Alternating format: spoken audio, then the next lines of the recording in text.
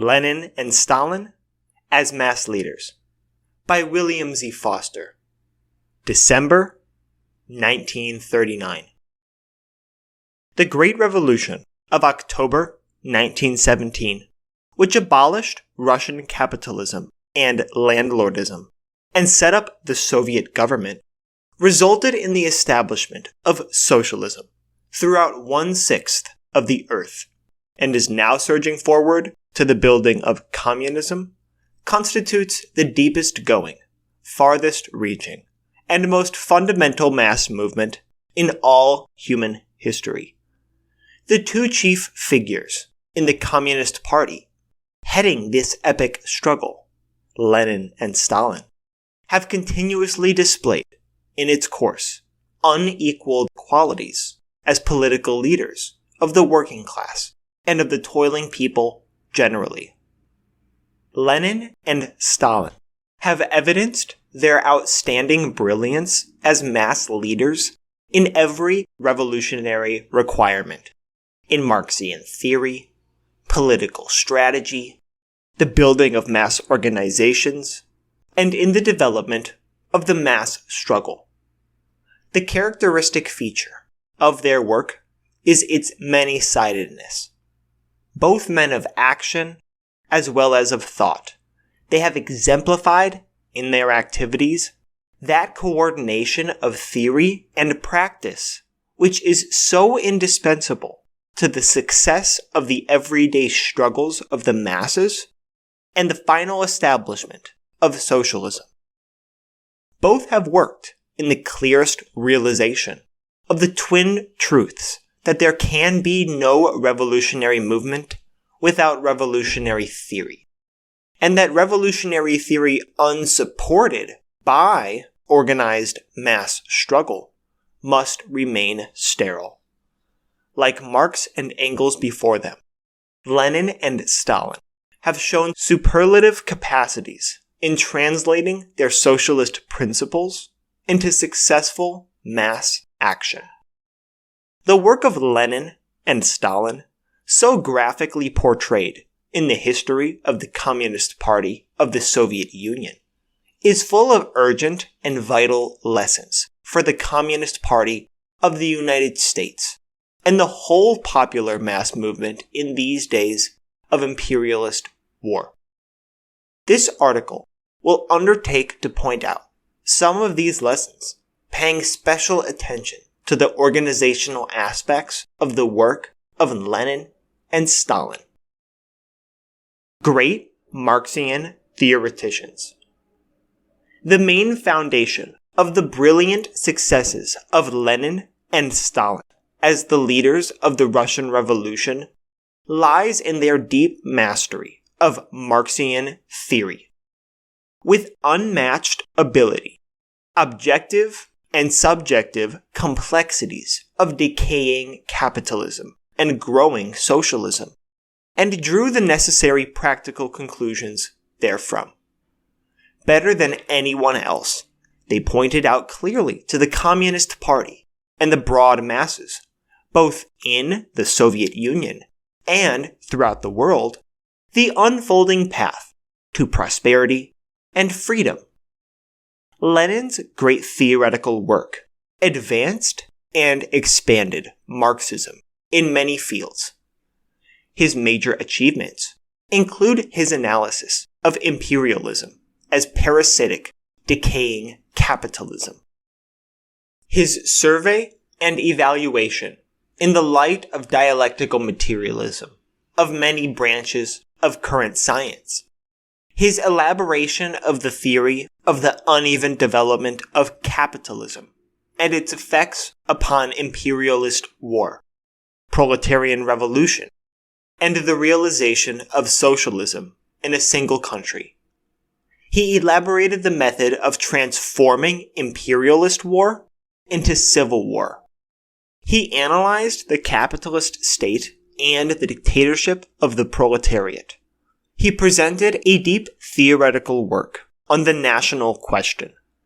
He clarified the role of the peasantry in the revolution.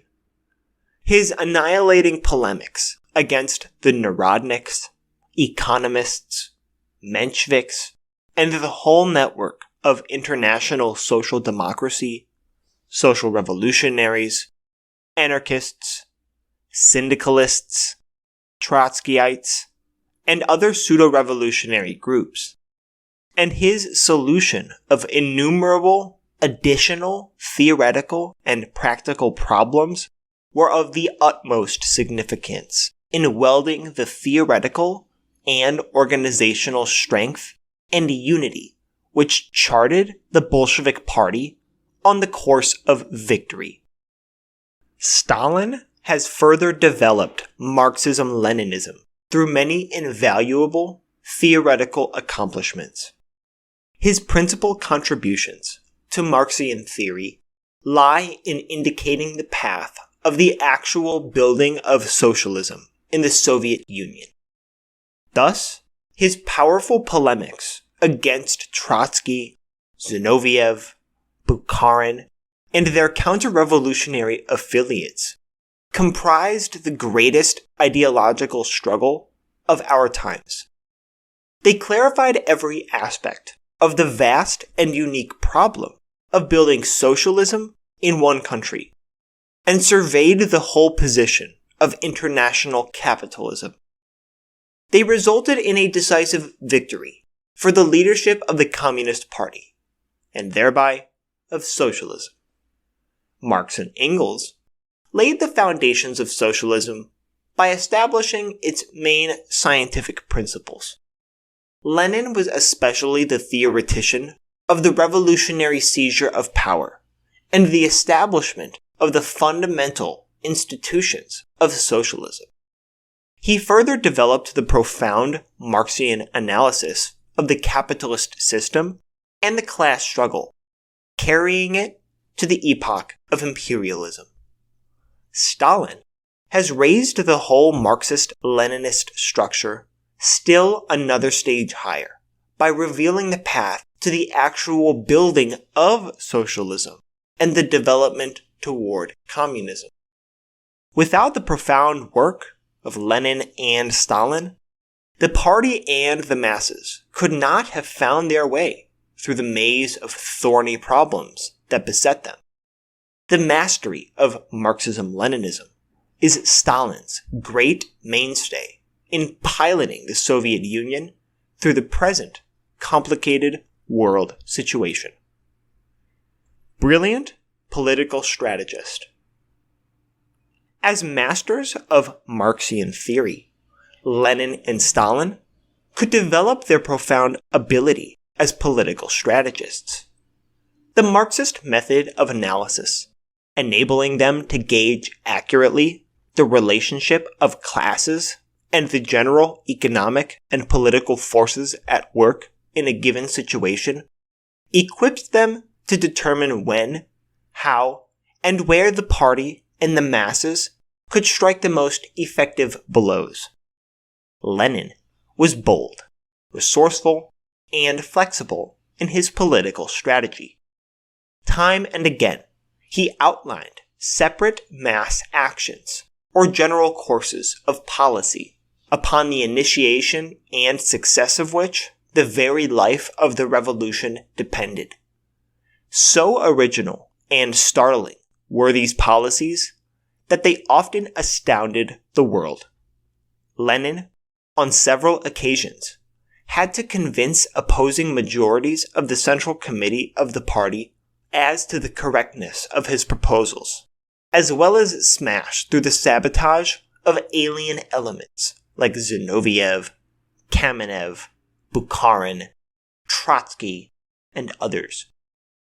Among Lenin's greatest achievements in political strategy were his leadership in the transformation of the 1905 post-war struggle of the masses into armed insurrection, in the successful boycott of the First Duma, in the transformation of the imperialist world war into civil war within Russia, in the party's resolute stand against the provisional government in 1917, and the bold development of the Soviets into the mass organs by which that capitalist, war-making regime was overthrown.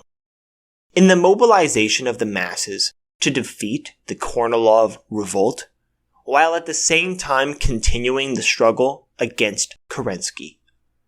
Lenin's greatest achievement, however, as a political strategist, was in determining the precise time and manner for achieving the October Revolution.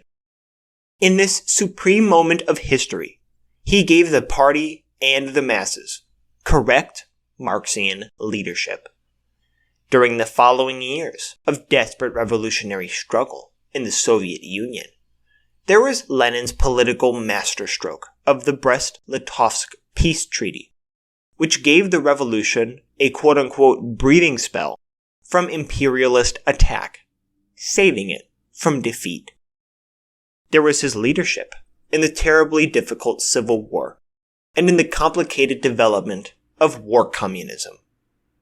There was his tremendous work of outlining and clarifying the new economic policy as the means to get economic reconstruction underway in the devastated country. There was his brilliant attack upon the infantile leftism of those revolutionaries who refused to work within the reactionary trade unions and bourgeois parliaments.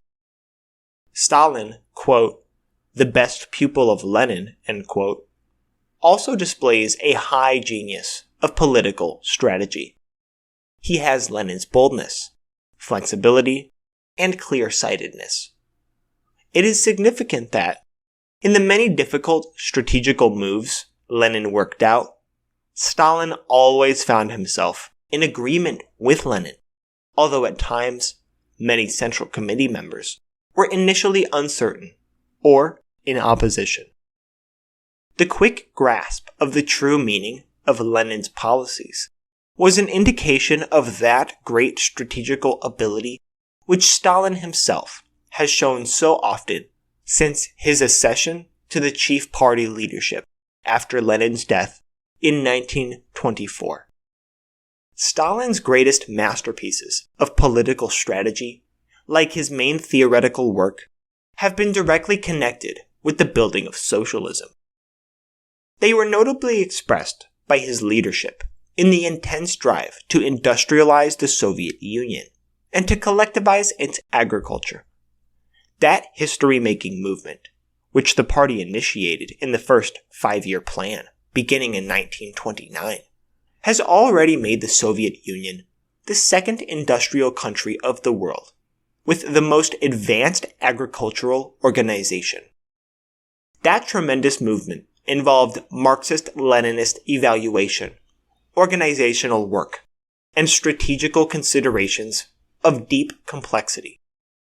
Vital complementary features of this great task of socialist construction, every phase of which was ridiculed and declared impossible by bourgeois economists the world over, were the timely economic and political liquidation of the NEP men, small traders, and the kulaks, rich farmers.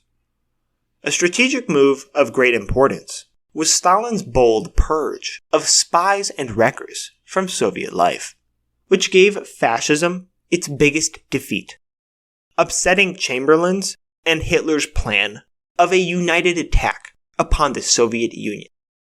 Marxism-Leninism also was the theoretical basis of the international policy of the People's Front, the historically imperative tactic to unite the masses of workers, farmers, professionals, and small business people in the capitalist and colonial countries in effective struggle against fascism and for democracy.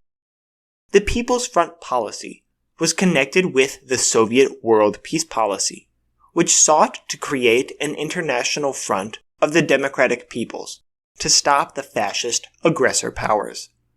This policy would undoubtedly have been successful in preventing war, but primarily because the social democratic leaders of England and France did not support it, Chamberlain and Daladier were able to reject it. Undeterred by this defeat of the International Peace Front and the outbreak of the war, the Soviet Union guided by the brilliant strategy of Stalin and the Communist Party, has developed a new policy in the struggle for world peace and democracy.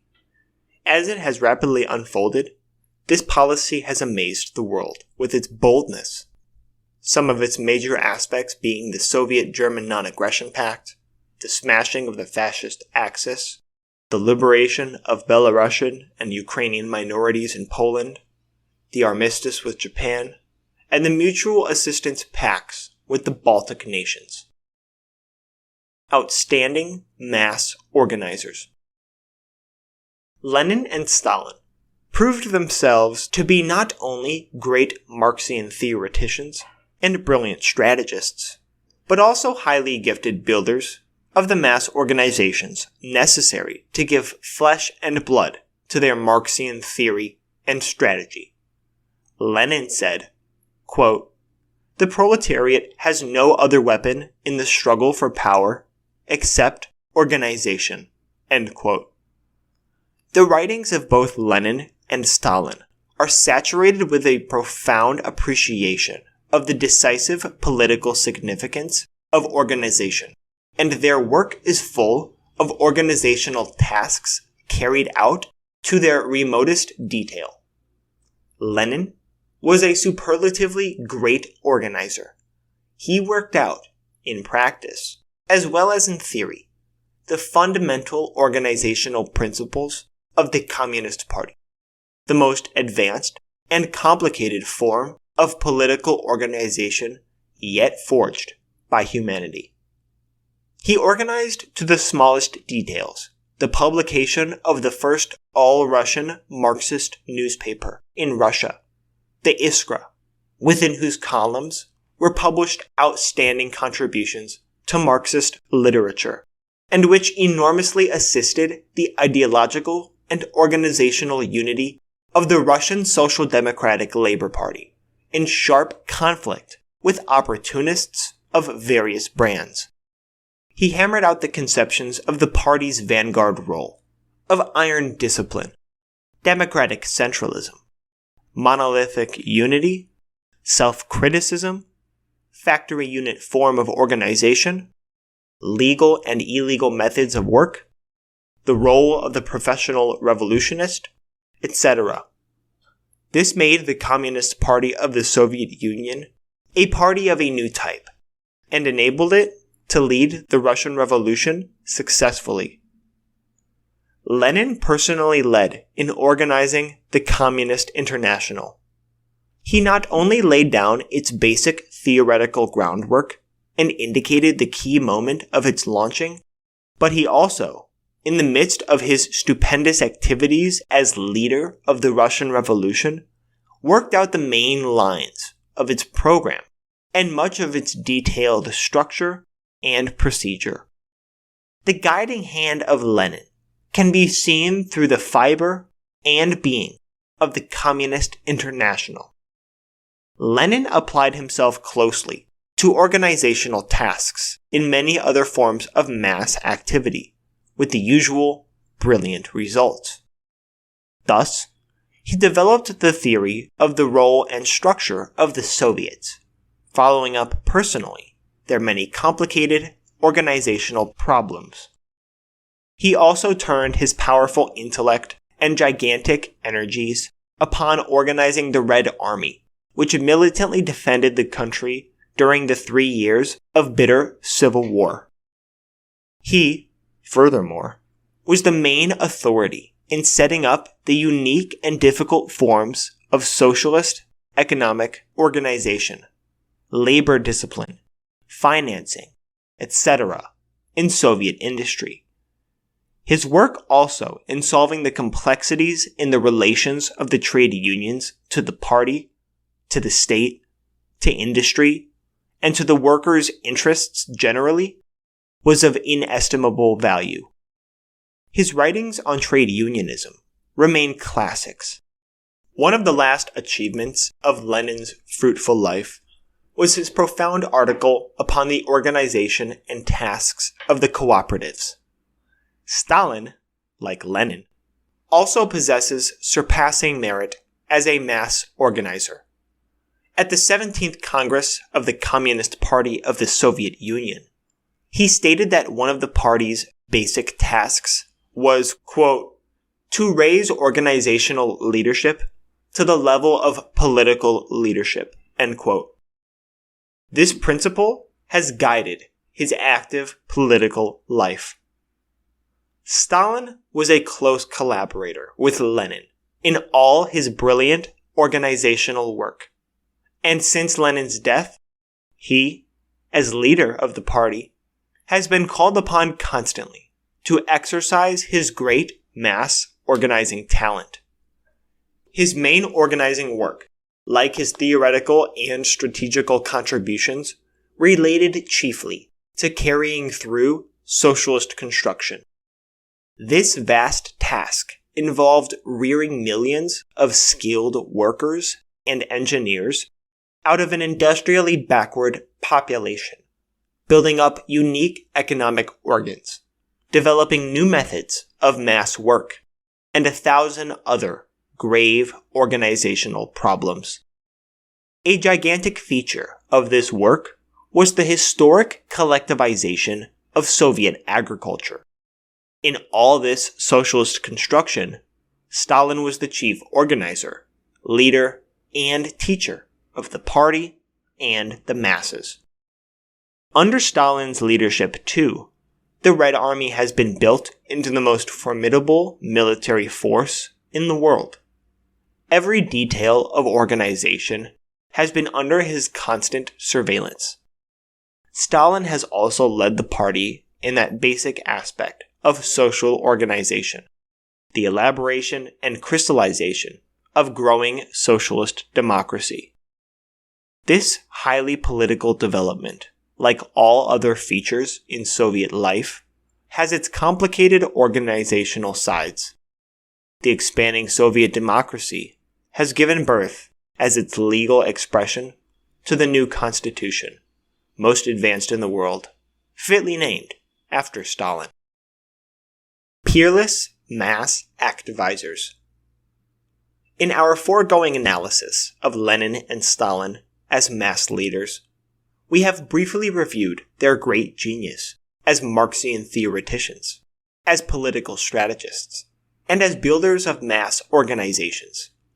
They also display no less brilliance in that other fundamental requirement of effective leadership, the ability to bring into the struggle the broadest masses, and to animate them with an invincible, fighting spirit.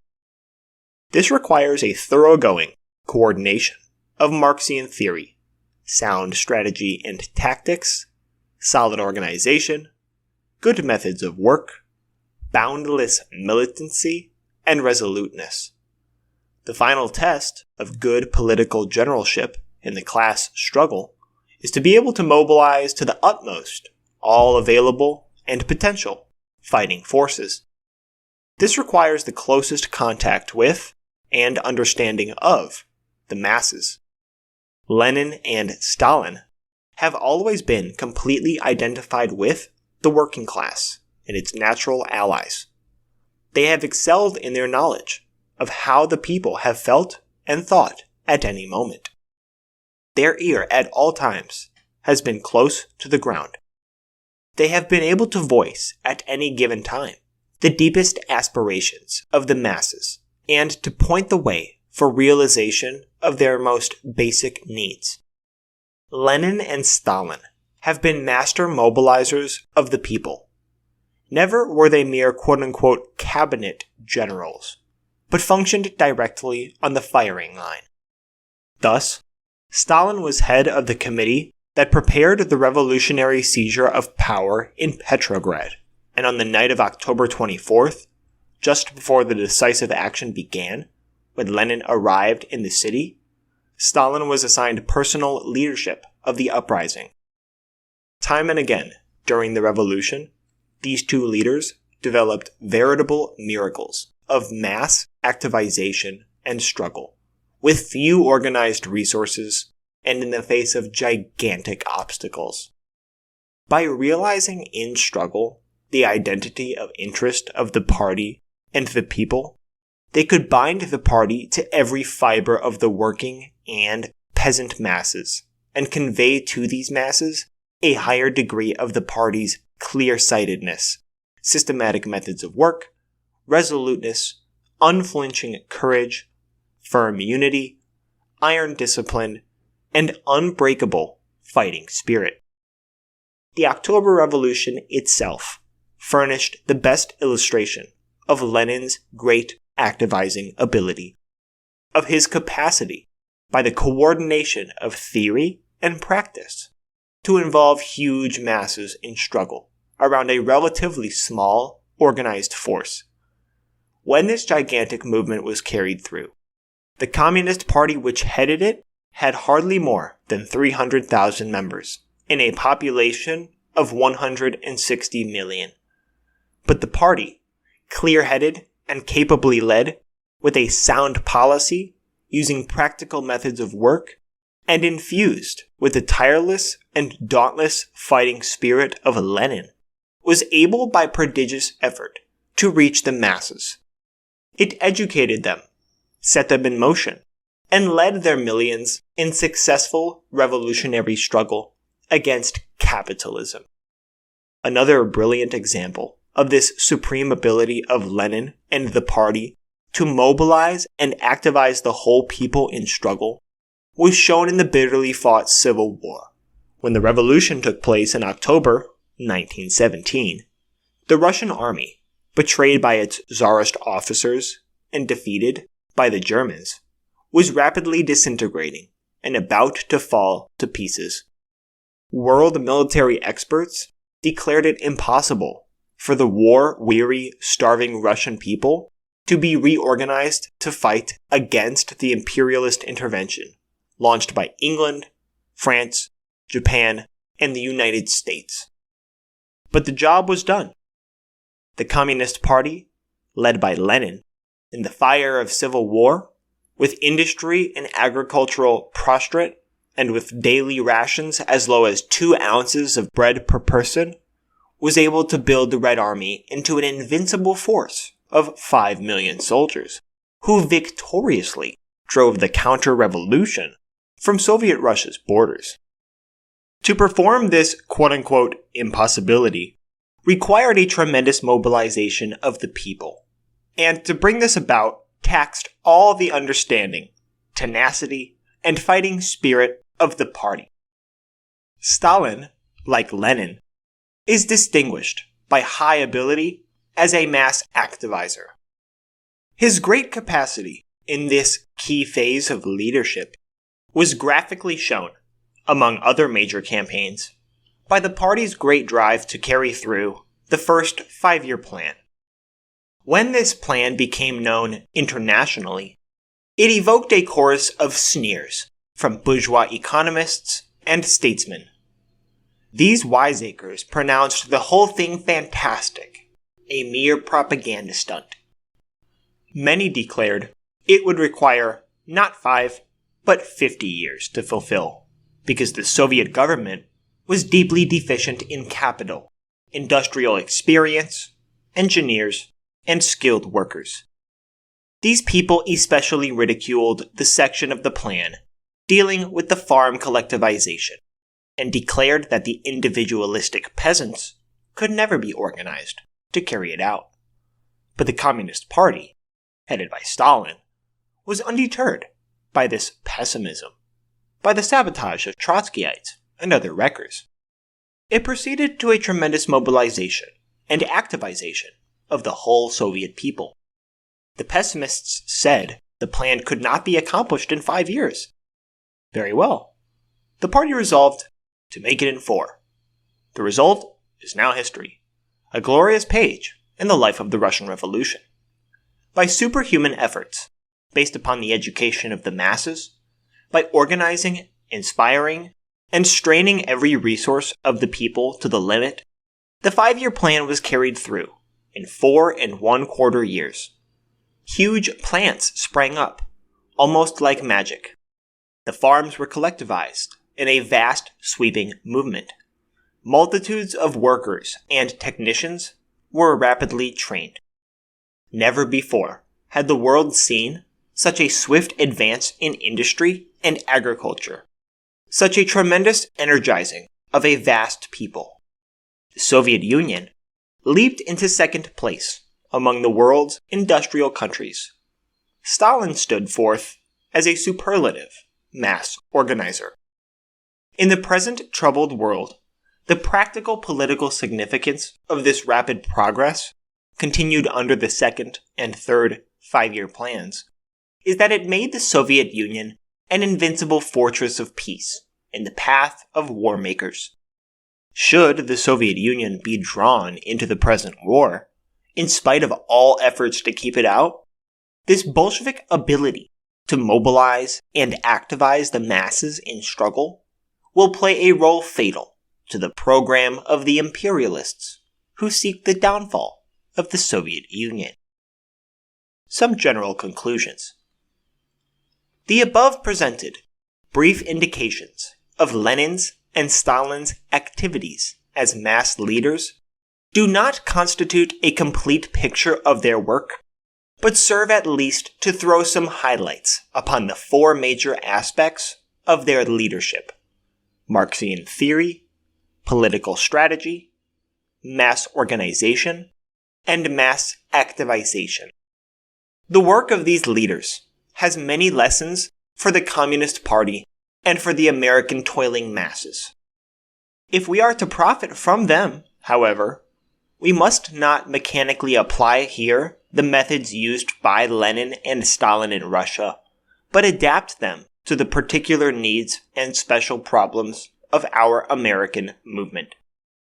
Lenin and Stalin themselves have given the clearest examples of how to apply international Marxism to specifically national conditions. They have always stressed the need for the communist parties of the various lands to know their peoples well, to analyze the national traditions and peculiarities of their countries, and to apply Marxism not mechanically, but specifically to their native conditions. Let us therefore briefly indicate a few of the major applications to our American situation. First, in the matter of Marxian theory, the leaders of the American trade unions, farm organizations, and other mass bodies are, with rare exceptions, extremely weak. There is deep confusion among them as to what is actually happening to capitalism. They do not clearly understand the economic, political, and social forces at work undermining the capitalist system, nor do they realize that only socialism can solve the problems that are wrecking the present social order. Their estimation of the relationship of classes is unclear. Their conception of the class struggle and the growth of fascism and reaction is superficial.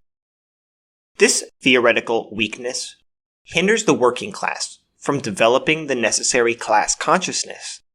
It affects adversely all phases of its strategy, organization, and struggle. The theoretical confusion of trade union and other popular mass leaders is now climaxed in their wrong attitude toward the war. With few exceptions, they are accepting the capitalist contention that Great Britain and France are defending democracy against Hitlerism. Thus, they walk straight into the trap of the imperialist war makers and try to draw the masses in after them. Reactionaries, like Green and Wall, lieutenants of capitalism in the ranks of labor, take a pro-war position as a matter of policy. But there are also many honest mass leaders, especially of the lower categories, who follow the war makers simply through ignorance and inability to analyze the complex clash of social forces. A wider knowledge of Marxism-Leninism, both among the leadership and the rank and file, is essential to the success of the whole class struggle. It is a supreme task of the Communist Party to advance this knowledge throughout the broad mass movement. Secondly, in the matter of political strategy, organically related to theoretical understanding, the mass organizations would also do well to absorb some lessons from Lenin and Stalin. Gross weaknesses are evident among them. For example, in the lack of any plan for actually building an alliance of workers, farmers, professionals, and small business elements, the movement largely drifting in that direction under pressure of events and with much confusion and lost motion. Then, there is the lack of anything that might definitely be called labor's political or economic program in the war situation. Next, there's the bad generalship, which causes the workers to approach the crucial 1940 elections with a split trade union movement. Again, there is little conception of labor's necessary independent role politically. There is confusion in labor and progressive ranks on how to meet the vicious red-baiting campaign of the reactionaries, especially the Dies Committee and its attack upon the Communist Party. Although obviously the red-baiters' aim is to destroy not only the Communist Party, but the whole labor and progressive movement, even the most progressive trade union leaders fail to fight these reactionary demagogues. All such confusion and weakness is remote indeed from the brilliant political strategy of Lenin and Stalin. Thirdly, in the matter of mass organization, our movement has likewise much to learn from those expert organizers, Lenin and Stalin. Observe the generally haphazard, lackadaisical methods of work and administration in American mass organizations of all kinds. The classic example of this is the way AFL leaders desperately cling to the outworn craft form of trade unionism in a highly industrialized country like ours.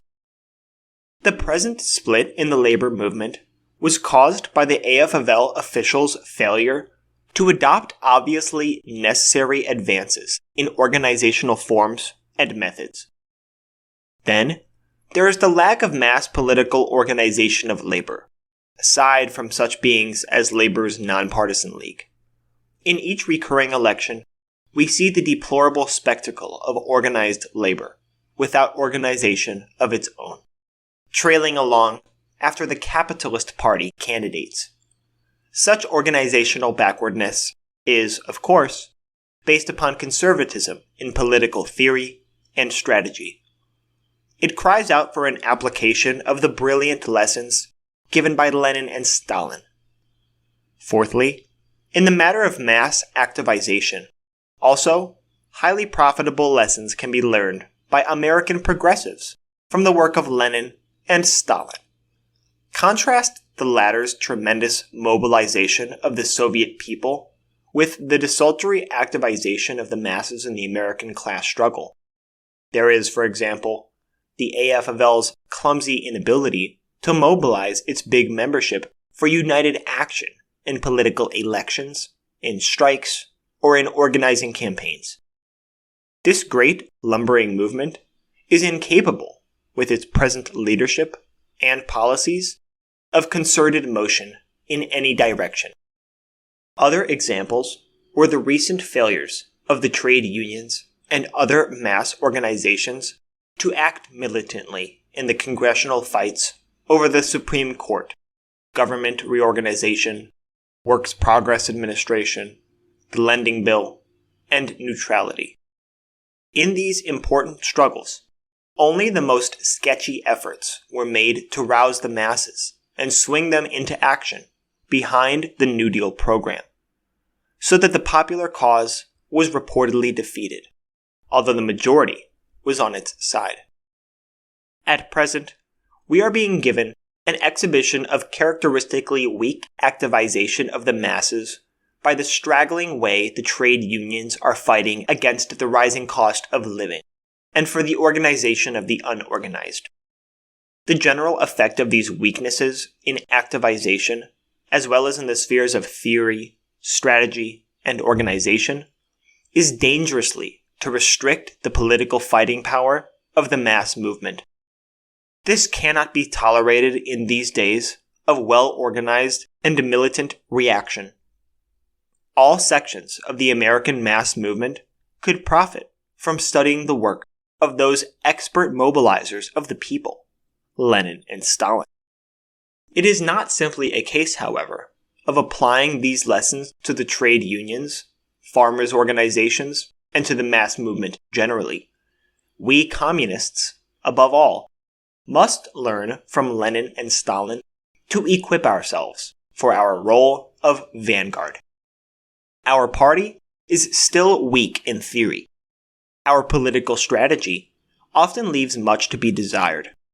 Our organizational methods need drastic improvement, and in mobilizing the members of our party for specific struggle, as well as activizing the mass organizations generally, we still display many deficiencies. Thus, our party-building resolution of the 10th Convention urged, quote, "The leading bodies of our party have the task to assimilate and master, more consciously and systematically, the lessons of Comrade Stalin's leadership, so gloriously exemplified in the Communist Party of the Soviet Union and its world historic building of socialism." End quote. Today, our party confronts gigantic problems of teaching the masses that this is an imperialist war, in mobilizing them to struggle for peace, and to keep America out of the war, in organizing them to defend their civil rights, living standards, and social legislation, in enlightening them in the principles of socialism. Our party can fulfill these difficult tasks only if it learns and practices the profound lessons that Lenin and Stalin have to teach us in Marxian theory, political strategy, mass organization, and mass activization. Those workers and other militants determined to learn the most effective ways of battling against imperialist war in the fight for democracy and socialism must study the great principles of analysis and struggle outlined and applied by Lenin and Stalin, and adapt them to the American class struggle. To this end, we are fortunate in having at our disposal the history of the Communist Party of the Soviet Union, which contains the whole instructive and dramatic story of the lives and struggles of these leaders.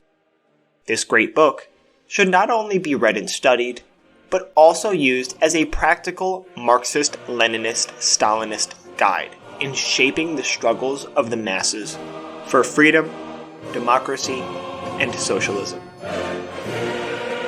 Thank you for listening to this reading from the People's School for Marxist-Leninist Studies. Follow us on Twitter, Facebook, Spotify, and Instagram. Join us on Discord. Support us at newoutlookpublishers.net and visit peopleschool.org to sign up for free classes.